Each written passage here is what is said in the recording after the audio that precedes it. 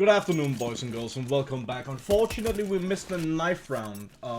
Apparently this game got pushed back by 40 minutes.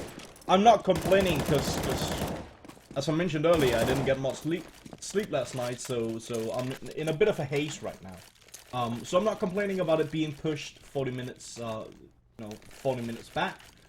I'm totally okay with that, but I didn't get the information, so luckily I checked HLTV and saw that it was pushed back, and I managed to start the stream in time. So I'm a bit salty about that, but you know, we'll make it work. I do apologize for missing the knife round either way. Now, Born of Fire versus TyLoo in a best of 3, and once again should be fairly one-sided affair here for TyLoo. Definitely the better team out of these two.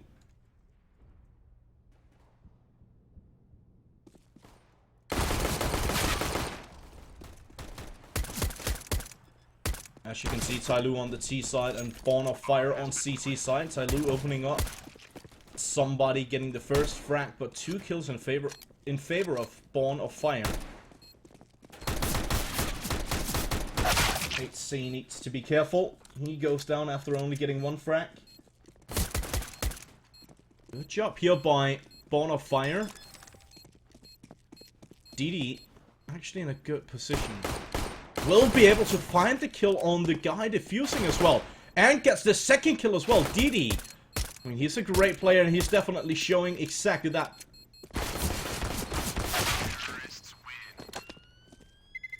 DG doing his very best to make some magic happen, to deal some damage towards TyLoo. But DD, 1-on-3 clutch. Beautiful stuff. TyLoo, they take the pistol. Nice clutch coming in from DD. Now again, we have one of those cases where Born of Fire, they've actually changed lineup since last time I saw them. This is a completely different lineup, I think. Something tells me that DIYY used to be on Born of Fire as well. But to be perfectly honest, I don't remember. But I don't remember any of the other names. With that being said, as I mentioned, TyLoo, they should have this quite easily. They are definitely the better team. And, the bookmakers show that as well. A 4-on-4 situation here. It's actually the guy with the MAC-10 with the Chinese symbols who got the first kill. No, they're not making this easy for me. Not only are they not using their actual in-game name, or their actual nickname in-game, they're also using Chinese symbols. So, my life got a whole lot more difficult.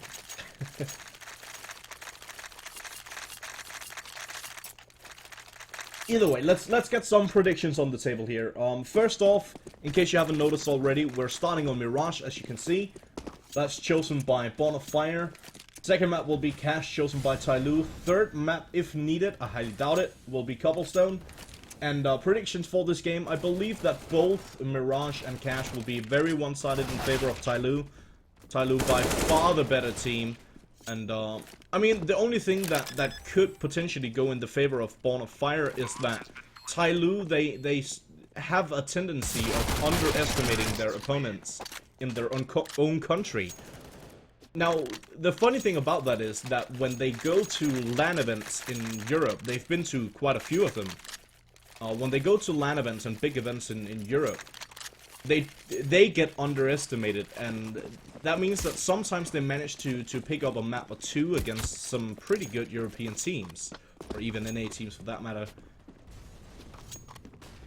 But when they play against teams in their own country, they tend to underestimate them, which is kind of interesting. Now, obviously, they are by far the best team in China right now.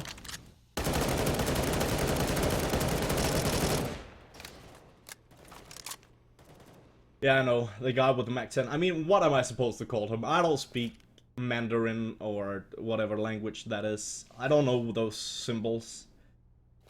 I've never studied Mandarin. I can figure it out. No, I can't. I'll try to figure it out. How do I figure that out? I I mean, it's gotta be either XF or Sakula. Either one of those. Ease around here for TyLoo. And again, this is exactly what I mean. They kind of underestimate their opponents in the way they're not really showing any respect. And I mean, why should you show any respect if your opponents don't deserve any respect, right? But sometimes it actually hurts them. I remember I saw a game, it's quite some time ago actually, but I saw a game with TyLoo. I think it's roughly half a year ago. Where they played against an Asian team. I don't remember what Asian team it was, but they actually lost, and they lost something like 16-7 or 16-8. If I can find the exact game I'm talking about. A 4-on-1 situation, another fairly easy round here for BOF.Fire, or sorry, for TyLoo. BOF.Fire getting absolutely destroyed once more. Let me see if I can find the game I'm talking about. 16-8. It was in the... Oh, that was Cyberson. Never mind. That was BG Cyberson. Where was it? It wasn't that one. I don't remember. It's longer. It's such a long time ago. I don't even remember anymore. Does it even matter? It might have been all gamers actually in the ESG China finals. I don't know. I followed TyLoo for quite a bit because I think they're a very interesting team, and they definitely have potential up against European teams, top European teams as well.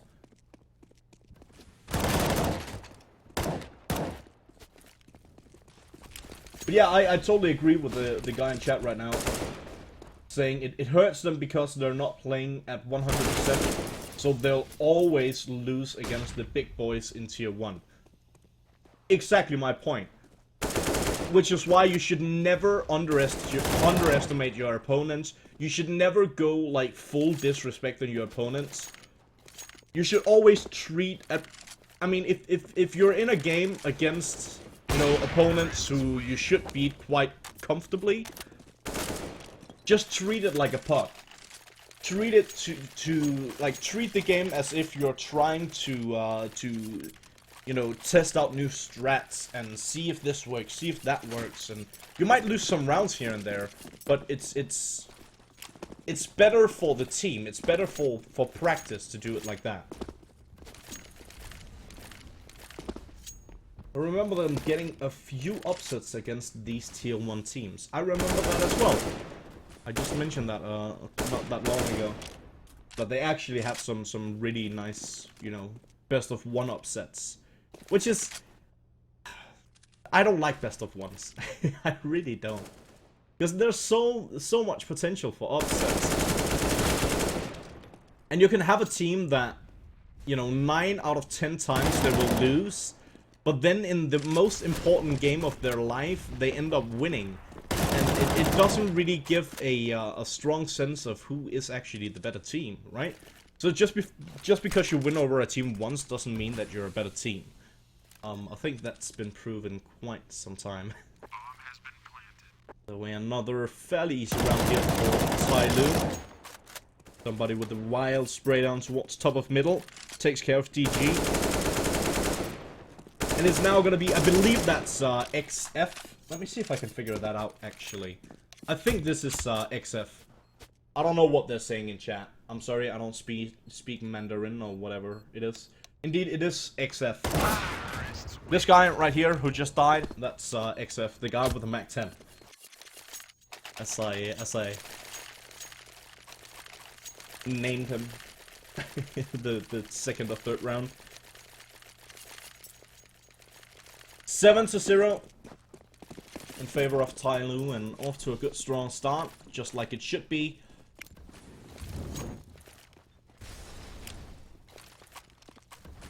They're probably rage quitting in chat. It's not exactly how rage quitting works. If you rage quit, you just leave without saying anything, or you type something like scrubs and then you leave. I've done that multiple times, even when winning. Because I'm a sore loser, and if I have bad teammates, I'm gonna let them know by whining and then leaving. So don't ever wish playing with me.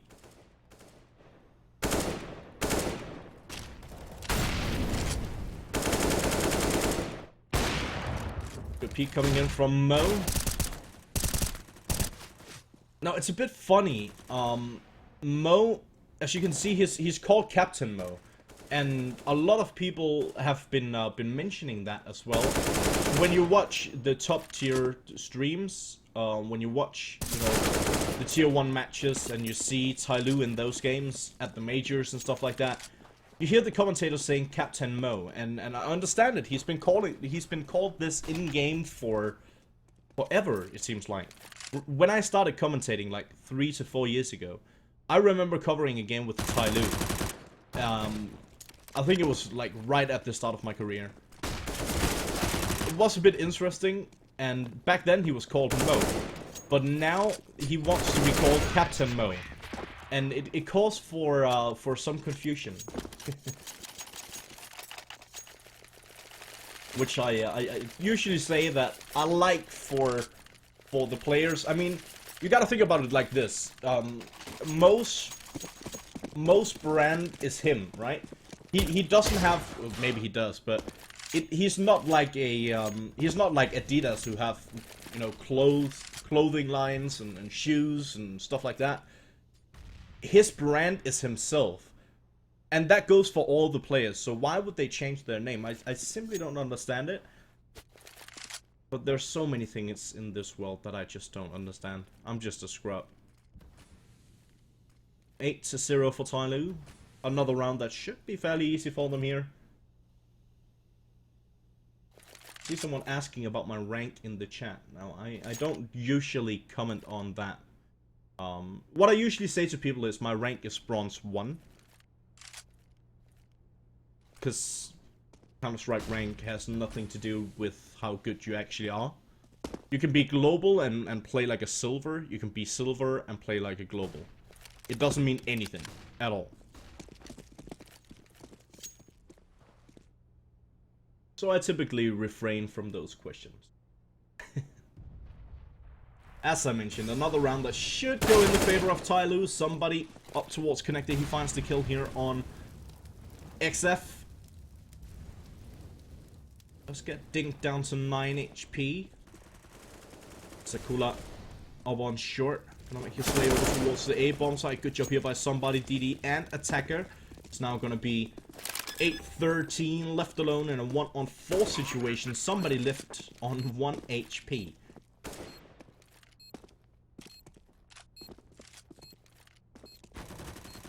(8-13) will get the frag here on DD. Finds a second on attacker. Somebody will shut him down, and that's a triple kill for somebody. One of the kills he got while being on 9 HP, and the final kill here on 1 HP. 9-0, clean scoreline for TyLoo, and this is what I expected. Honestly, this is exactly what I expected. I expected a walkover on Mirage. Mirage is actually a pretty good map for TyLoo. We've seen them upset pretty good teams on this exact map. I would suggest that it's one of the better maps, like one of the best maps. Probably not their absolute best maps, but it's definitely up there. Mo and attacker opening up in towards the A-bomb site. DG, he does manage to find the trade on Panda. Not on Panda. Panda TV is the Chinese streaming site, kind of like Twitch, but in Chinese. It's so confusing with these names. I keep getting confused. Oh, I appreciate that, Sammy. Thank you so much, man. If you enjoy the stream, I would appreciate a follow on Twitter. You can hit me up at official_GIETE. I would appreciate a follow on Twitter. It's always asked for, but it's not mandatory. You choose what you want to do. But I mean, it helps me a lot. And I also do some cool giveaways, and I commentate on multiple different channels. So it's a way for you guys to follow along on my journey to becoming a better caster. 10-0 for TyLoo. Beautiful start to the game. Couldn't have been much better. so much money in the back as well.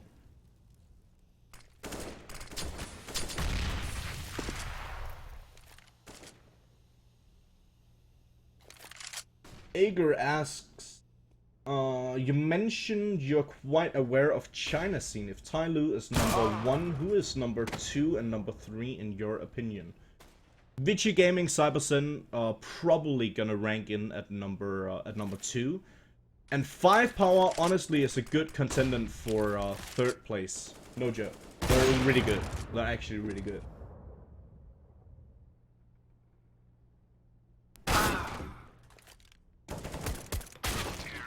XF does manage to find the kill on Mo, but somebody with a quick trade, and that's another double kill for somebody. And 11-0 for TyLoo. This is more than likely going to be the dream. It really comes down to the second pistol, I think. I do believe that TyLoo are just going to run away with you know, first half. I do believe they're going to demolish BOF here on on first half. Oh, that's quite interesting. Nice, nice triple kill action up towards top of middle. And that's XF with a double kill. And Sakula with a single. It's now going to be on Attacker and DD to see if they can bring this back from a 2-on-4 situation. I think I spoke a bit too early. BOF, they have a good position, a good possibility. Taking their first round on the board.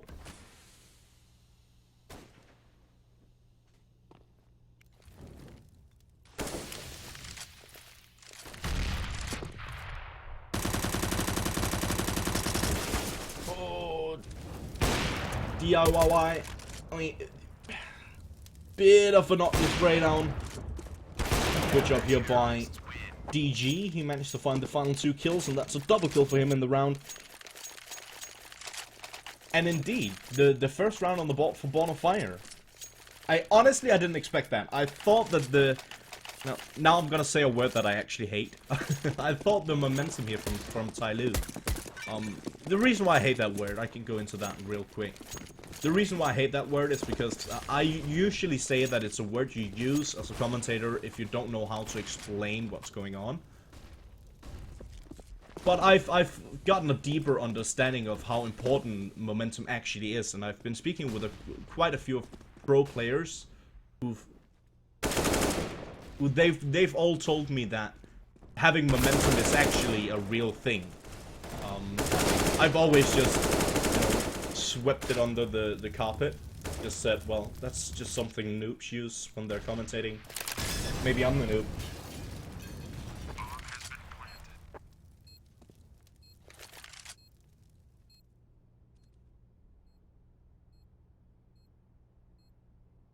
Snowballing? Yeah, I guess, I mean, that's, you know, it's the same thing. On the bottom line, it's the same thing. They use snowballing a lot in games like League of Legends, and games like League of Legends and Dota 2 and stuff like that. Whereas if you take control somewhere on the map, you can just, you know, take control on other places of the map. That's not really the case here in Counter-Strike Global Offensive.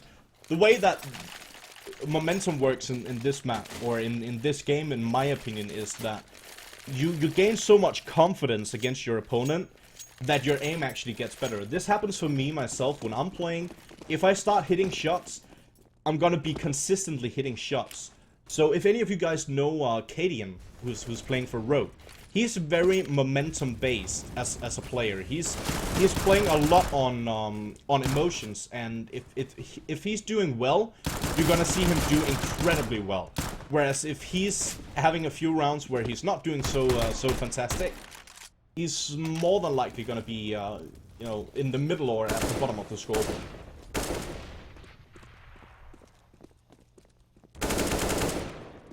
3-on-2 situation. Looks like it's going to be another fairly easy round here for TyLoo. And indeed, will somebody just ranking in all those kills, making sure that his HLTV rating gets boosted? As you can see, 22-5. That's pretty good.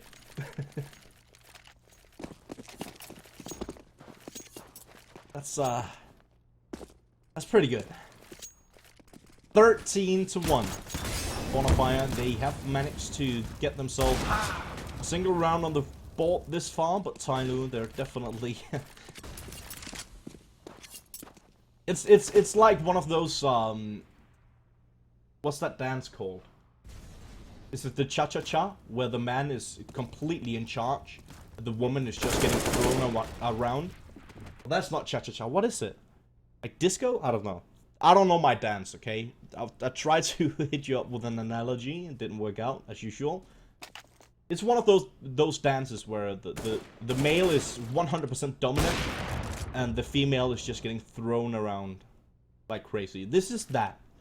TyLoo, they're playing... They're dancing with a bonfire. Worst analogy world. Forget about EU and NA. Just put the world in there. 14-1 TyLoo. Great stuff. I mean, it's so tough to analyze a game like this. As I mentioned, they're not really paying any respect to Bonfire. They're doing whatever they want. They don't even go for refrags because they know that they can just overcome Bonfire anytime in this game. So they don't even set up for, like, you know, cheeky pop flashes and try to go for some shoulder peeking and stuff like that. They just brute force their way through the game, making it look incredibly easy and very, very one-sided. 2 more rounds is all TyLoo need. If they take this pistol, it's gonna be over shortly. Is it actually the Tango? Appreciate you guys, I mean, Twitch chat is always right, so of course it is the Tango if you say it is.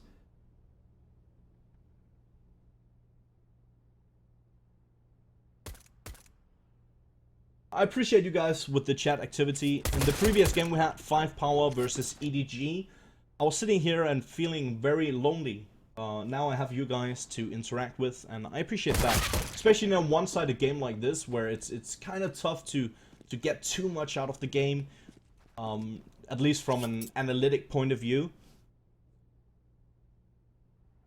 I mean, it doesn't really matter what Bonfire try to do. They're gonna be absolutely destroyed in every single round either way. Because TyLoo, they are just the better team, and they're far superior to Bonfire. Somebody. Good positioning. Finds one. DD with the final kill. Somebody with the double kill for the round. Another double kill. And TyLoo, they do indeed secure the pistol, making it 15-1. They just need one more round to close this one out. And I'm confident they're gonna do that quite quickly. Now, I'm gonna give you guys some insight in what I'm doing right now. So, as you can see, I'm commentating a game. It's not exactly what I meant. I am focusing 100% on my casting career at this point. And that also means that I'm focusing a lot on gaining more active followers on Twitter. I've gained roughly 2,000 followers in about a month. So if you haven't already, hit me up on Twitter. I would appreciate it a lot. And I'm doing a lot of giveaways and stuff like that to interact with my viewers and to get you guys to give something back to those of you guys who actually follow me and stay active on Twitter. Because I do appreciate it. I really do. And it helps me a lot in my journey to become a better caster. And get more jobs and stuff like that. So if you haven't already, please hit me up on Twitter. I would appreciate it. I'll send the links to you guys in the chat in the break of this game, which I suspect is going to be fairly quickly. HC, he does manage to find one on 8-13, and it's now going to be DG all alone. 1-on-3 situation. He's going to go down to Mo, 16-1 for TyLoo, making it look incredibly easy. I'm going to go on short break. I don't suspect it's going to be an extended break, and as I mentioned, coming up next, just after the break, is going to be cash. But first, a few words from our sponsors. We'll be back as soon as the next game starts. See you guys then.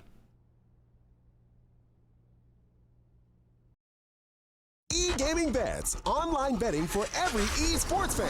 Dota 2 and Hearthstone, CSGO and Overwatch, StarCraft 2, the choice is yours. Express bets for multiple matches or live bets on the game you are watching right now. Know your way around Dota 2? Make a prediction for picks and bans. Playing CSGO? Guess the number of rounds in a certain match.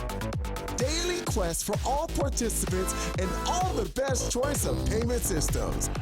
More than 600,000 users have already made their bets on the spectacular matches since 2011. EGB.com. You know for sure who's gonna win.